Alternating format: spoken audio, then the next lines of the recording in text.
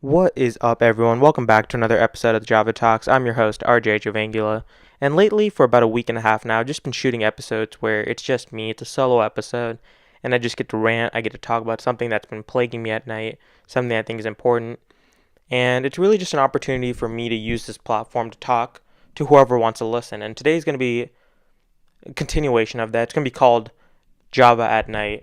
We're drinking coffee. It's currently 1:35 a.m. and we're just here to talk about something that I think is important and what really led to the creation of the Java Talks. And it's about political correctness and just how polarized we've become in America.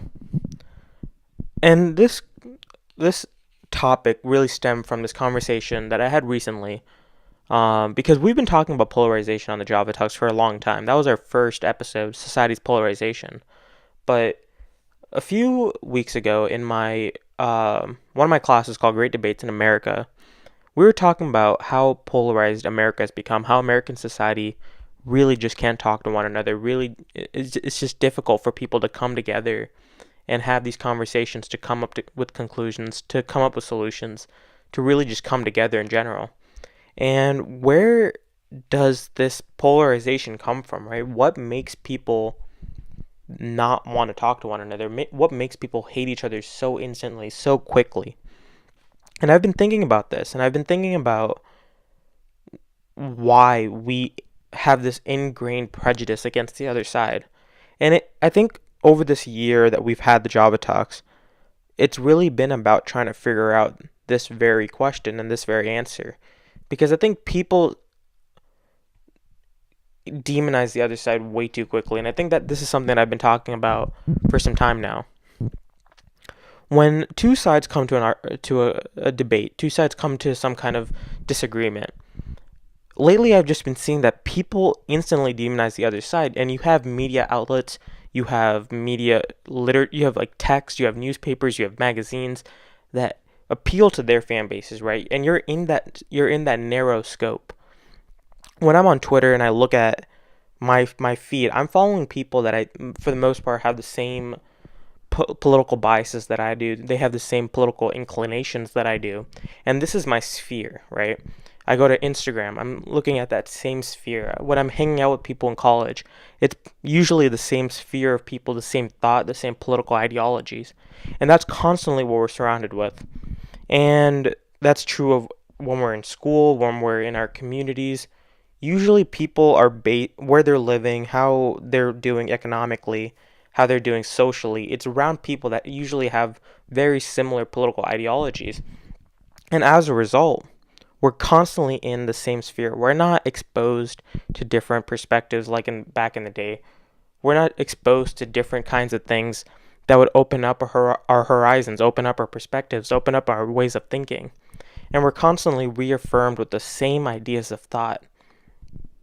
And when you think about that, I think that's what's really causing this polarization, because when we're constantly around the same people, we're constantly around the same ways of thinking, we're constantly around the same groupings of thought, how is that going to shape what we're going to be doing in the future, right? How does that shape how we approach the other side? When all we do when we wake up in the morning is be around other people that have the same thought processes, that have the same prejudices, it makes us think that's the correct way to live life, when that's what we're constantly surrounded with. When we see people that are successful around us who have that same political ideologies. And I think that that's one of the root causes, right? And I think that leads into the demonization, where you're constantly surrounded by people who have similar ideologies as you, who think the same way as you, who have the same inclinations that we do. And then you're exposed to different things, right? When you go to a college, you're exposed to all kinds of different thoughts. And when we're in this situation, and it's new to you, it's new to how we think about life, it's new about the way we address things, the way we approach things. It's a shocking effect when we see different thoughts, when we see different ideologies, when we're exposed to something different. And I think that's what makes us have that instant reaction where we see someone that disagrees with us, and we're like, oh, they're wrong, we're not going to listen to them. Oh, they don't know what they're talking about. Oh, they didn't have the right education. There's an instant, I don't even know if this is a word, but an instant decredibility of the other side, we try to undermine the other side without even being able to understand what they're talking about, without even being able to listen to what they're talking about. And I think this comes from what we're surrounded with when we're younger, what we're surrounded with when we're growing up, and when we're able to really understand what's going on. And if you're around the same thoughts, if you're around the same political inclinations as you, then that's what you're going to be constantly reaffirmed with. That's what you're going to be thinking is right constantly. And I think that when I look back at my high school time, right, my high school was relatively conservative. It was pretty much, it was more to the right than to the left. And I live in Arizona, which is a more red state. It's turning purple, but it's more of a red state. And I look at when I was growing up, how I had a similar look at immigration rights. I had a similar look at abortion. I had a similar look at government fiscally getting involved. That sounded weird, but government getting involved fiscally in society. I had a similar look at what I was surrounded with by my high school, by the people around me, by everything. And when I finally took AP Government, and I was introduced to a teacher who was open-minded, who taught the facts, who taught me how to understand a topic, that's when I first started looking at the other side, being able to understand the other side without simply thinking that I'm right, without simply thinking that my perspective, my political ideologies was the only way to look at life. That was the first time where I started thinking that politics was interesting because there were so many different sides, because there were so many different sides that could be right. And I think a lot of people that don't have the same experience, who don't take an AP Government with the right teacher, right? I think having a right teacher is extremely important. If you have someone that's going to project their political views on you, then what more, you're not learning anything new. You're just reaffirming again those same ideologies that you grew up with. But if you're with an open-minded teacher, if you're in a class that teaches you civic education, that teaches you the importance of your state governments, it teaches you the importance of voting, then your mind is opened up. And I think a lot of people in America just aren't having this education. They're not having the right teachers. I know for a fact that I live in Arizona where education's not the greatest thing. And that's kind of an understatement. But we're in this space where not enough people are getting civic education. Not enough people know what the Constitution means. Not enough people know what their state laws are. Not enough people know the importance of voting or how to get involved or how to register to vote. And I think that the key solution to addressing this polarization, right? Going back to the main topic of this podcast, this episode. When we are unable to understand the other side or even be able to have the respect to listen to the other side, then that's what's going to continue to cause this demonization of the other side.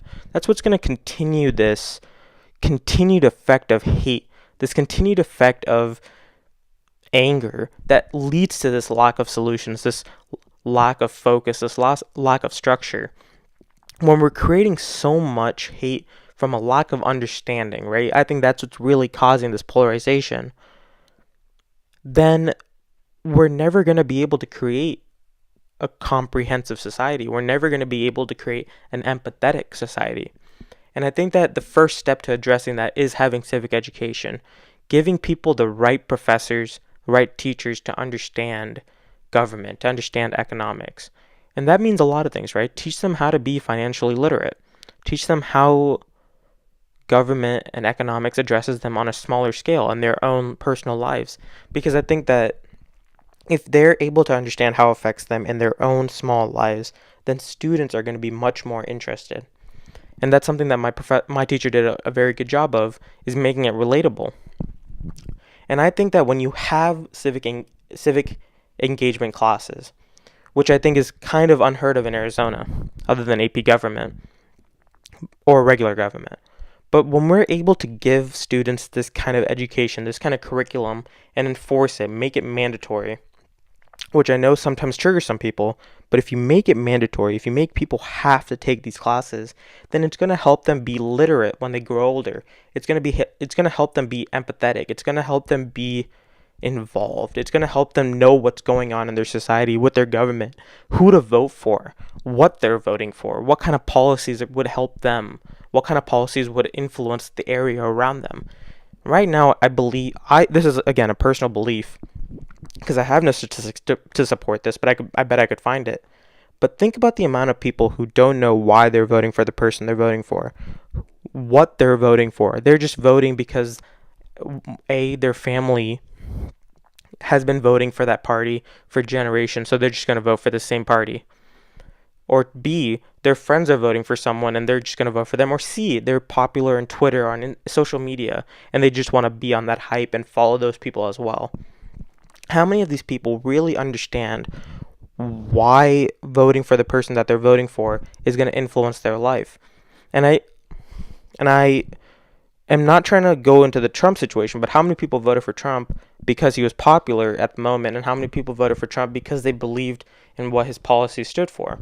And I'm not trying to cause any controversies in this specific conversation right now, but that's something to think about. And I think that having a civic engagement, civic education, any kind of class that is geared towards that in high school, in elementary school, in middle school, will go a long ways in helping people understand simple things like this, and will go a long way in helping with the demonization, this instant hatred that both sides have. I think that the day Americans start understanding that it's okay to be empathetic to the other side, that it's okay to listen to the other side, then I think that we'll go a long ways into helping this community get together again. But I think that if we just sit here and we don't do anything, we don't want to change the curriculum, we feel some kind of pressure to stay to the old ways, then I think we're going to continue down this dark hole where we're not able to escape this hatred, this demonization. I think that if we are able to change the way we teach our students, change the way we address these conversations, this lack of empathy that we have for the other side, then I think that if we address those and we change those and we make people more empathetic, then we'll be able to solve this, maybe not even solve, but we'll be able to reduce the demonization and this lack of structure. Thank you guys for listening to this episode of the Java Talks. The Java at Night series will be coming every Friday, Saturday at night. Sometimes we'll have guests, sometimes we won't. But hopefully you guys stay tuned. Make sure you guys follow us on all of our platforms because there will be more episodes. Peace out. Have a good night.